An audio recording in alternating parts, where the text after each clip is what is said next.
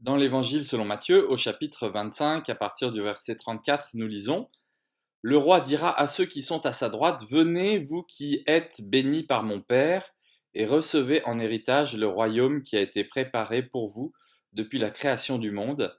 Car j'ai eu faim et vous m'avez donné à manger, j'ai eu soif et vous m'avez donné à boire, j'étais étranger et vous m'avez accueilli chez vous, j'étais nu, vous m'avez habillé, j'étais malade, vous m'avez visité, j'étais en prison et vous êtes venus me voir. Amen.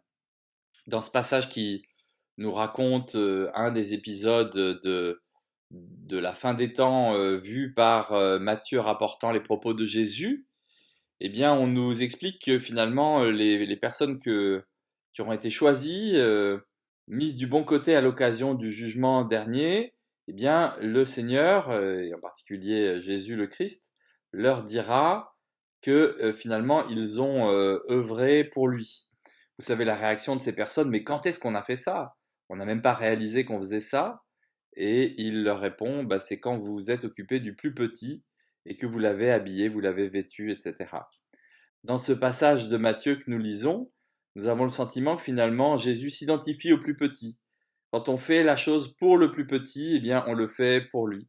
Jésus est vraiment celui qui est envoyé par le Père pour descendre au plus bas et au plus bas de l'humanité, afin d'incarner le plus pauvre de tous les pauvres.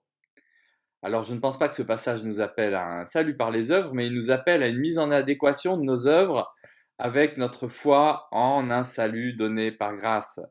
Oui, si nous voulons faire de belles choses pour le Seigneur, nous pouvons nous occuper des plus pauvres.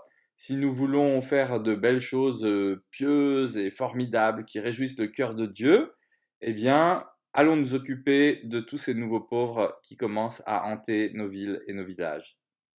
Bonsoir.